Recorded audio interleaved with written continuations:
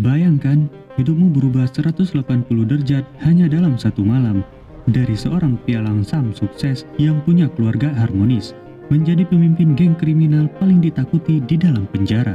Hari ini, kita akan membahas sebuah film yang berjudul Shot Caller 2017.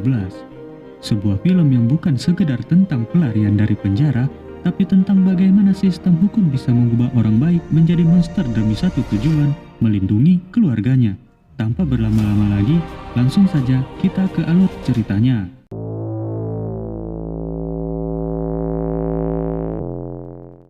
Cerita ini berfokus pada Jacob, seorang ayah muda yang baru pulang kerja dan berkumpul bersama keluarga kecilnya yang terlihat bahagia, serta menjalani kehidupan yang tampak baik-baik saja. Namun semua itu berubah ketika Jacob makan malam bersama temannya di sebuah restoran, sambil mengonsumsi minuman beralkohol. Dalam perjalanan pulang, Jacob kehilangan konsentrasi saat mengemudi dan mengalami sebuah kecelakaan fatal yang menyebabkan temannya meninggal dunia.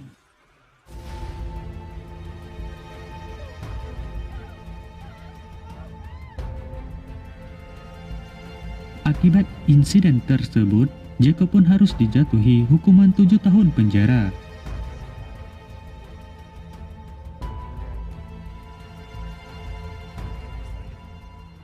Jacob tiba di penjara dengan bus lapas bersama tahanan baru lainnya. Saat memasuki area penjara, suasananya langsung terasa keras dan penuh tekanan karena seluruh penghuninya adalah para pria dengan latar belakang kriminal. Di sana Jacob melihat seorang tahanan yang masuk bersamaan dengannya. Pria itu tampak sangat terpukul di hari pertamanya di penjara. Wajahnya dipenuhi ketakutan dengan mata berkaca-kaca, seolah tak siap menghadapi kerasnya kehidupan di dalam penjara. Hingga malam tiba saat sipir penjara meninggalkan ruang jaganya, beberapa napi langsung melancarkan aksi kekerasan terhadap tahanan yang terlihat paling lemah tersebut. Jacob yang menyaksikan kejadian itu memilih untuk diam dan tak ikut campur demi menyelamatkan dirinya sendiri di lingkungan penjara yang brutal. Hingga keesokan paginya tiba, pria tersebut terkapar dalam kondisi lemah akibat kejadian semalam. Menyadari kejadian tersebut, Jacob menarik satu kesimpulan bahwa di dalam penjara tak ada tempat bagi orang lemah. Karena siapapun yang terlihat rapuh akan menerima perlakuan yang sama seperti yang terjadi malam sebelumnya. Saat para napi dikeluarkan ke lapangan, Jacob tanpa sengaja menyenggol salah satu anggota gangster. Tak ingin terlihat lemah, Jacob langsung melakukan perlawanan dan terjadilah baku hantam di hadapan para tahanan lainnya. Akibat perkelahian tersebut, Jacob harus diamankan ke ruang isolasi selama 30 hari lamanya. Singkatnya, 30 hari kemudian, Jacob akhirnya keluar dari ruang isolasi. Tanpa disadarinya, sikap dan keberaniannya justru menarik perhatian sebuah kelompok gangster yang dipimpin oleh seorang pria bernama Bottles, yang kemudian berusaha merekrutnya. Bottles menawarkan jaminan keamanan kepada Jacob jika ia bersedia bergabung dan bekerja untuk geng tersebut. Menyadari bahwa di penjara tak ada perlindungan yang gratis, Jacob pun akhirnya menyetujui tawaran itu demi bertahan hidup. Beberapa waktu kemudian, istri Jacob datang menemuinya dan mengungkapkan bahwa kondisi ekonomi mereka mulai memburuk karena tabungan semakin menipis. Demi mencukupi kebutuhan hidup dan biaya sekolah anak mereka, Jacob pun menyarankan agar rumah yang mereka miliki dijual saja.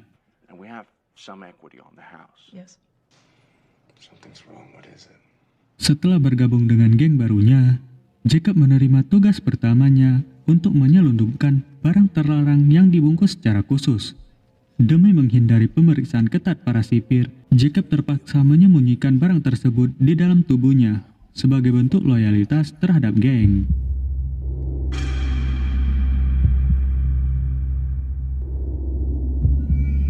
Keesokan harinya, Jacob menjalankan rencananya dengan berpura-pura buang air seperti rutinitas biasa. Di bawah tekanan dan resiko besar, ia berhasil mengeluarkan barang tersebut lalu menyerahkannya kepada anggota geng sesuai perintah.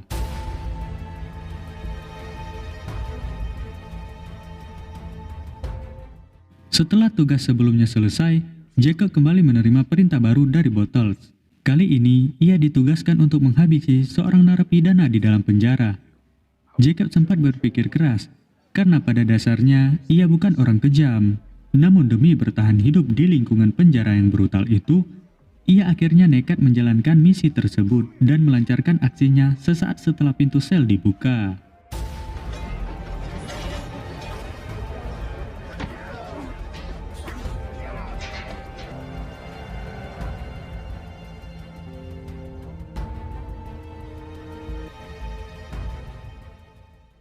Beberapa tahun berlalu, kini Jacob tampil dengan penampilan baru.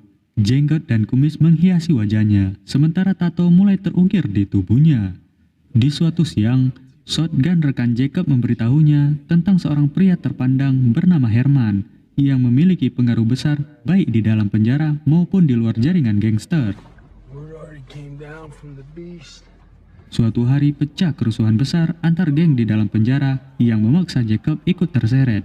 Di tengah kekacauan itu, Jacob melihat peluang untuk memanfaatkan situasi demi meraih respek dari Herman. Saat seorang tahanan berusaha menghabisi Herman, Jacob langsung bertindak cepat dengan mengejar dan membunuh orang tersebut. Aksi itu membuat Herman selamat dan merasa berhutang budi kepadanya. Namun akibat tindakannya tersebut, Jacob harus menerima tambahan hukuman 6 tahun penjara. Hal itu membuat istrinya sedih, hingga Jacob meminta sang istri untuk melupakannya. Jacob kemudian dipindahkan ke penjara lain yang menampung para tahanan dengan tingkat kriminalitas berat. Setibanya di sel baru, Jacob langsung bertanya siapa orang paling berpengaruh di tempat itu. Dan rekan satu selnya pun menjawab bahwa Redwood adalah sosok yang memiliki pengaruh terbesar di sana.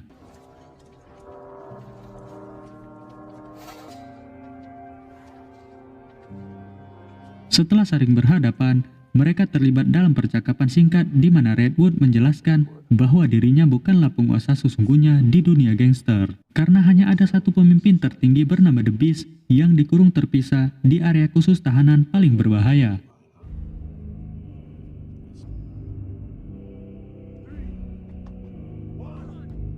Demi mendekati sosok tersebut, Jacob pun terlibat perkelahian dengan salah satu narapidana berbahaya di sana. Benar saja, kejadian tersebut sampai ke telinga The Beast.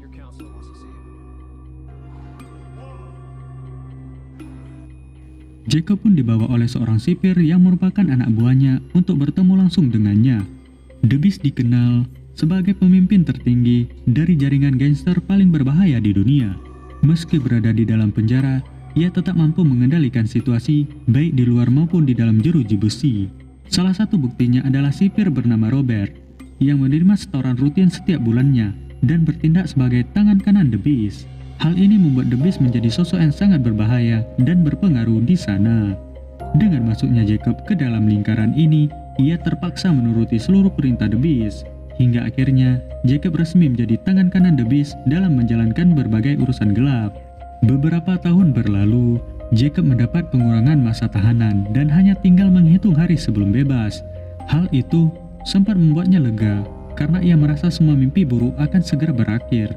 Namun kenyataannya tak semudah itu karena The Beast memerintahkannya untuk mengurus bisnis di luar penjara. Saat Jacob menolak, The Beast langsung mengancam keselamatan istri dan anaknya, sehingga Jacob pun terpaksa menuruti perintah tersebut.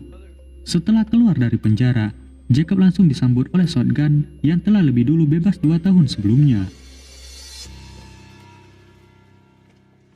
Shotgun mengajaknya ke sebuah pesta untuk menyambut kebebasan Jacob. Namun di tengah acara tiba-tiba terjadi penembakan yang jelas ditujukan kepadanya. Siapa dalang di balik serangan ini masih menjadi tanda tanya dan baru akan terungkap nanti. Keesokan harinya, Jacob menemui Herman Gonzalez, pria yang pernah ia selamatkan saat masih di penjara. Kedatangannya kali ini bertujuan untuk menjalankan bisnis senjata sesuai perintah The Beast. Dan reputasi Jacob selama di penjara membuatnya langsung dipercaya oleh para pemain berpengaruh di lingkaran ini. Di sisi lain, Jacob diam-diam menemui istrinya tanpa sepengetahuan siapapun. Karena jika keberadaannya diketahui oleh anggota gangster, maka keselamatan keluarganya tak akan terjamin. Jacob mencoba memberikan sejumlah uang, namun sang istri menolaknya. Semua yang telah dilakukan Jacob sejatinya hanyalah upaya untuk bertahan hidup.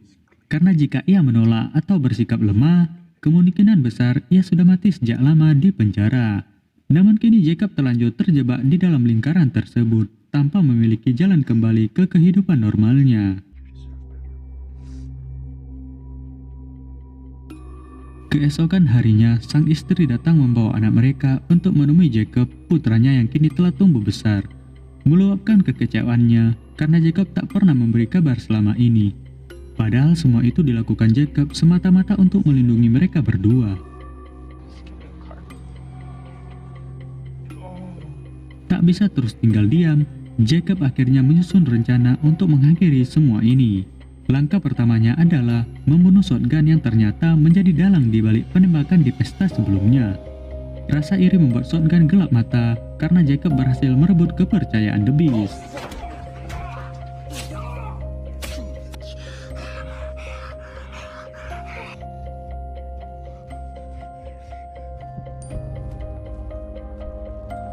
Langkah berikutnya, Jacob tinggal menuntaskan bisnis milik The Beast. Namun di tengah perjalanan, ia diam-diam membocorkan lokasi transaksi senjata tersebut kepada pihak kepolisian. Sehingga saat mereka tiba, polisi langsung menggerebek tempat itu dan baku tembak pun tak terhindarkan. Insiden tersebut menewaskan Herman berserta seluruh anggota gangster. Sementara Jacob memilih tiarap dan menjadi satu-satunya orang yang selamat.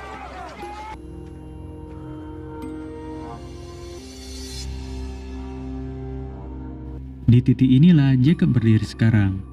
Polisi menawarkan kebebasan dengan syarat ia membongkar seluruh bisnis dan kejahatan The Beast. Namun Jacob justru menolak, karena ia tahu satu pengakuan saja cukup untuk membahayakan keluarganya. Sehingga ia memilih kembali ke jeruji besi. Dan ke penjara itulah Jacob dikirimkan, tempat di mana The Beast masih berkuasa. Hanya saja kali ini Jacob tak datang sebagai korban, karena sejak awal ia sudah menyiapkan satu kartu terakhir yang tersembunyi rapat di tubuhnya.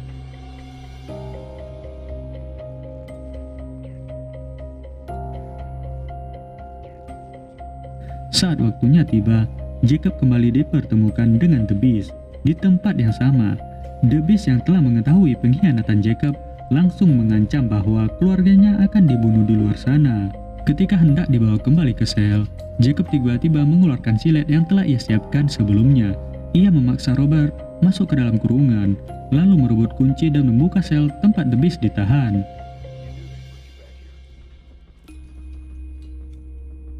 Dari situlah, pertarungan hidup dan mati terjadi di antara mereka berdua. Bentrokan brutal berlangsung tanpa ampun hingga akhirnya Jacob keluar sebagai pemenang. The Beast tewas setelah lehernya digorok menggunakan silet yang telah disiapkan Jacob sejak awal.